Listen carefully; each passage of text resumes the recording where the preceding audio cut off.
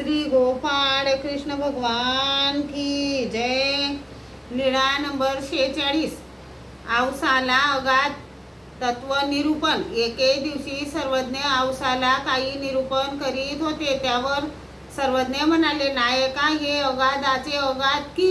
यावर सर्वज्ञांनी खडे या खुंबटे याचा दृष्टांत निरूपण केला।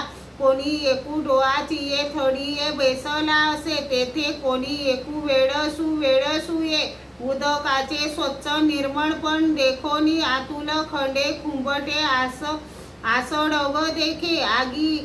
आगी येची बाये वरोती सारोनी हातू घाली, हाते न पवे मग पाओ घाली, पाये न पवे मग पडदणी घेऊनी बुडी दे, तेनेही न पवे मग थडीये बेसला असे। तो म्हणे, आगा, हे अक्षोभ्य उदक तू भलतेही करी पा, जरीच पावासी तसे देवतेच्या विद्या साधनाने भक्ती करून परमेश्वराचा मोक्ष मिळवण्याचा जर कुणी उद्यम करीत असेल तर त्या साधनांनी तो मिळत नाही असे म्हणणारा परमेश्वराचा अपरोक्ष ज्ञान या डोहाच्या काठावर बसलेल्या स्थानी आहे।